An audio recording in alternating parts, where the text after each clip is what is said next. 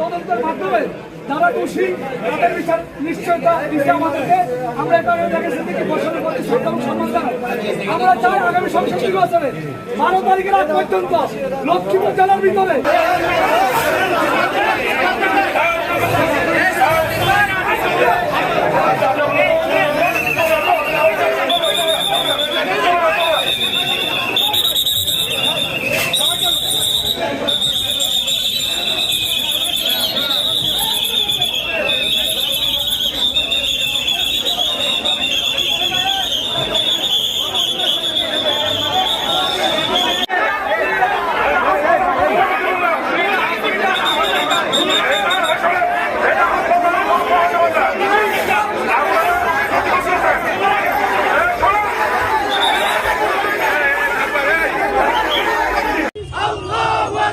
আমরা এখানে একটা গণসংযোগের জন্য গেছিলাম নাকি, তো এখানে নামাজ পড়তেছি, নামাজের বাইরে এসে এরা এটা যে প্রস্তুত ছিল সেটা আমরা জানতাম না। এরা প্রস্তুত ছিল, এরা আসি সামনে আসি কোনো কথা নাই, অতিরিক্ত আমাদেরকে হামলা করি।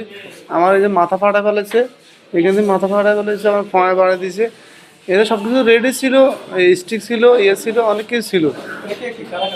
এরা আমি যতটুকু জানতে পারছি দুলাল, দাসারার দুলাল, আর একটা হচ্ছে গাছিবাড়ি ভরান, আর একটা হচ্ছে ভাইয়া দুলাল, এরকম অনেকেই ছিল।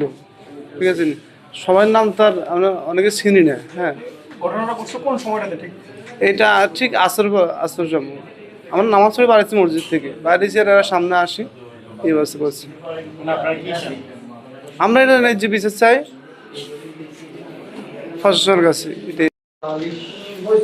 এইখানে আমাদের মহিলা প্রোগ্রাম চলতেছিল, তো এরা আমাদের মহিলা প্রোগ্রামে বাধা দিতে গেছে। তো ওরা বাধা দিছে, আমরা তখন যাই জিজ্ঞেস করলাম আর কি, আমাদের প্রোগ্রাম হইতেছে আপনারা বাধা দেন কেন? তো আমাদের উপরও এরা হামলা করছে আর কি। এই আমাদের লোকজনটা মারছে। এরা মোটামুটি দেশীয় অস্ত্র প্লাস স্টিক এগুলো নিয়ে আসছে, আর অনেকগুলো লোকজন আমাদের উপরে আক্রমণ করছে। দেখা যাচ্ছে যে চরসাহিতে একটা ঘটনার পরিপ্রেক্ষিতে দুই পক্ষের মধ্যে আমাদের বিএনপি এবং জামাত দুই পক্ষের মধ্যে একটা উত্তেজনা বিরাজ করেছিল। দুই পক্ষে আহত আছে, তারা হাসপাতালে ভর্তি আছে। আমি গিয়েছি, এখন দুই পক্ষ ওখানে হাজির হওয়াতে এবং স্লোগান পাল্টা স্লোগানের কারণে টাকা দিয়েছিল, এখন মিছিল হয়েছে। এখন যে পরিস্থিতি, আমরা পুরো পুলিশের নিয়ন্ত্রণে, আমরা হাসপাতালে আমরা পৌঁছেছি, প্রতিটা পয়েন্ট আমাদের পৌঁছাচ্ছে। সেনাবাহিনীর টহল আছে, আমাদের পুলিশের মোবাইল টিম আছে, এবং এখন আমাদের সারা লক্ষ্য করে হচ্ছে আমাদের এখন মোবাইল টিম সবগুলো টহল টিম বেরোবে। আশা করছি কোনো ধরনের অপ্রীতিকর ঘটনা